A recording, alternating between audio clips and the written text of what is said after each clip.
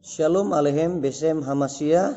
Berjumpa kembali dengan saya, seorang hamba Tuhan dari kampung-kampung, Pendeta Rian Matius Nabi Tupulu. Saudara yang dikasihi Tuhan, sebelum kita masuk ke dalam pembahasan ini, saya ingatkan bagi saudara yang belum mensubscribe channel ini, tolong di-subscribe. Dan jika saudara suka dengan channel seperti ini, tolong di-like. Dan jika ini bermanfaat bagi saudara dan saudara ingin orang lain mengetahui apa yang saudara ketahui, di-share ke media sosial lainnya. Hari ini kita akan membahas seorang ustadz yang bernama Ustadz Zainal Abidin, di mana ustadz ini lain daripada yang lain. Biasanya ustadz itu menafsirkan Al-Quran atau ayat-ayat Al-Quran untuk isi ceramahnya, tetapi ustadz yang satu ini berbeda dari yang lain, di mana dia punya kemampuan lebih dibanding ustadz-ustadz yang lain. Dia juga dapat menafsirkan lagu anak-anak dan dia buat sebagai isi ceramahnya. Mari kita lihat video Ustadz Zainal Abidin yang satu ini.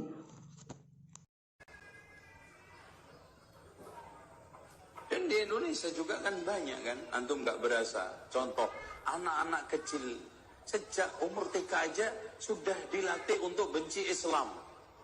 Balonku ada 5, rupa-rupa warnanya. Yang meletus balon apa? Hah? Yang meletus apa? Hijau. Hatiku sangat kacau. Loh, Islam itu bikin kacau aja. Tinggal 4 pegang erat-erat. Apa? Merah, kuning. Apalagi nyanyi yang jelas-jelas mengajak untuk membenarkan ajaran Kristen. Naik ke puncak gunung, tinggi-tinggi sekali, kiri kanan. Anda lihat Messi ketika berhasil nembak bola.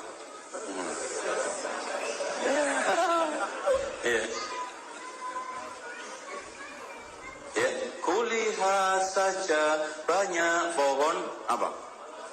Nah, kenapa cemara? Padahal di Sumatera banyak pohon sawit. Apalagi di Jawa pisang.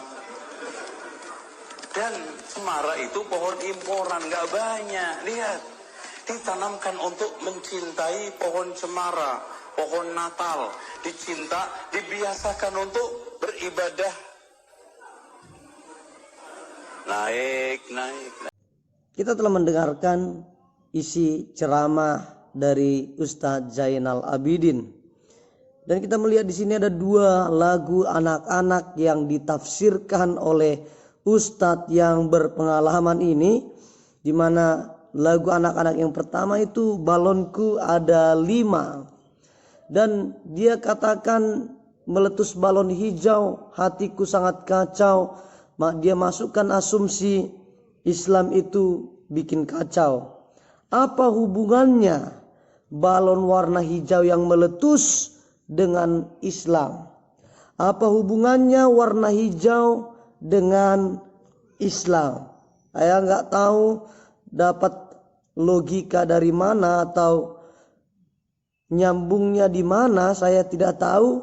Hanya Ustadz ini yang mengetahui antara meletus balon hijau dengan Islam.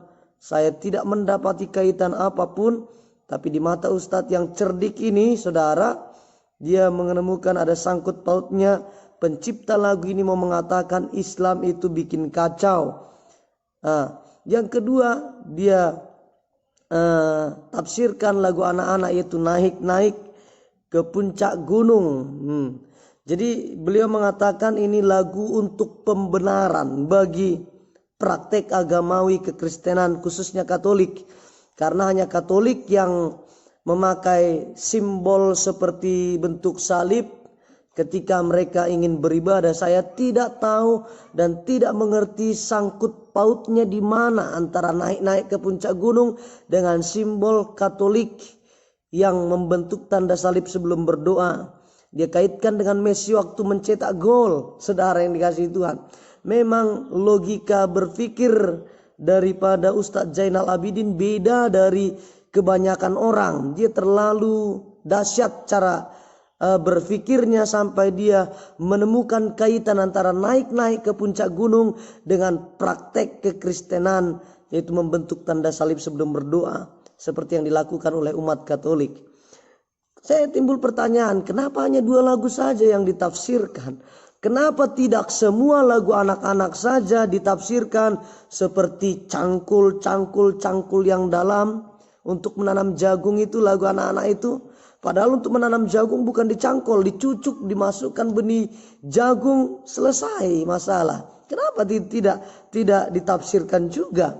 Atau ada lagi lagu Joshua waktu kecil, itu diobok-obok, airnya diobok-obok. Padahal di situ syarat dengan makna daripada mabok.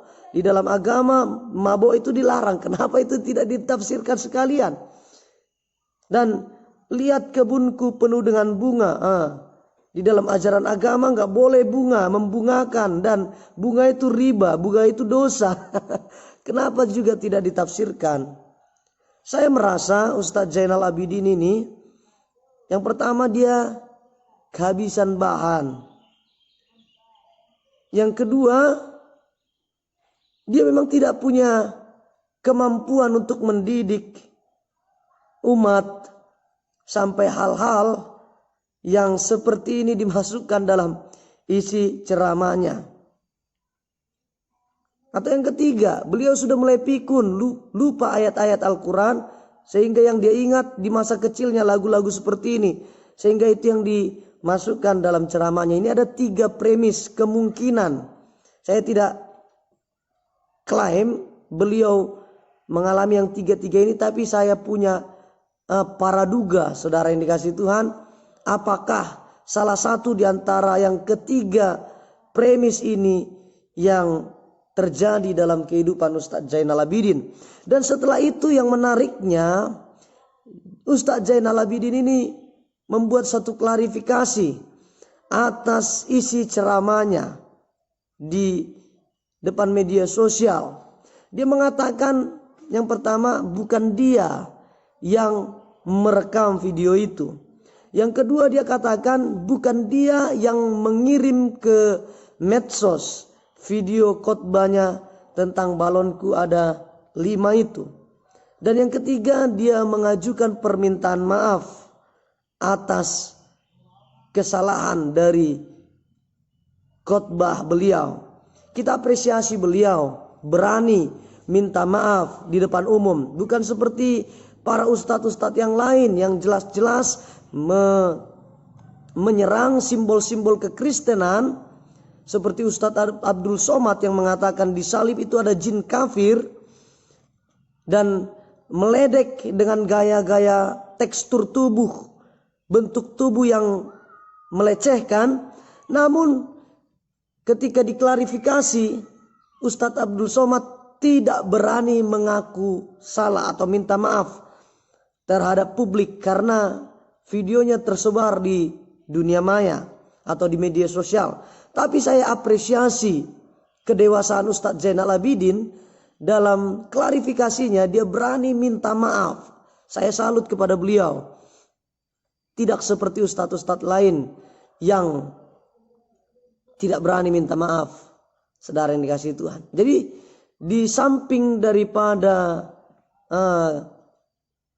Ustadz Zainal Abidin dengan khotbahnya yang lucu, beliau juga bisa legowo, yaitu datang minta maaf di hadapan publik. Sebenarnya bagi kami umat Kristen ini tidak merugikan kami, justru kami terhibur. Ini menjadi hiburan secara khusus bagi kami, karena kami melihat ada ternyata ustadz seperti Ustadz Zainal Abidin yang memasukkan lagu anak-anak dalam isi ceramahnya. Ini sangat menghibur bagi kami dan ini membuat kami tertawa. Video saya yang viral tentang lagu Balonku Ada 5, maka itu adalah kesilapan lisan saya dan semoga Allah Subhanahu wa taala mengampuni saya. Dan saya ucapkan terima kasih dan Allah memberikan balasan dengan berlipat ganda kepada siapa saja yang memberikan teguran, masukan dan juga nasihat baik tentang masalah video tersebut. Dan sebetulnya video tersebut bukan saya yang mengupload, tetapi ada pihak lain yang mengupload. Oleh karena itu, semua pihak yang mengupload dan mengunggahnya, maka sejak video ini, klarifikasi ini saya sampaikan, mohon untuk dihapusnya. Demikian, mudah-mudahan bermanfaat. Semoga video yang tadi boleh menjadi hiburan tersendiri bagi kita dan kita berdoa. Kami sangat bersyukur Tuhan Yesus buat kasih anugerah-Mu yang telah membawa kami untuk semakin hari semakin mengenal Engkau. Kami berdoa Tuhan, Engkau memberkati para subscriber, semakin hari mereka semakin boleh mengasihi Tuhan. Dan kami berdoa secara khusus juga bagi Ustadz Zainal Abidin, Tuhan mencurahkan pewahyuan akan pribadi-Mu kepadanya Tuhan, sehingga dia boleh mengenal Engkau sebagai satu-satunya Allah, sebagai satu-satunya Tuhan, sebagai satu-satunya juru selamat. Berkati seluruh subscriber yang telah menonton ini, yang telah mendukung pelayanan ini. Dalam nama Tuhan Yesus Kristus kami berdoa dan bersyukur. Amin. Tuhan Yesus memberkati setiap kita. Sampai jumpa di video-video saya berikutnya. Tuhan memberkati kita semua. Shalom.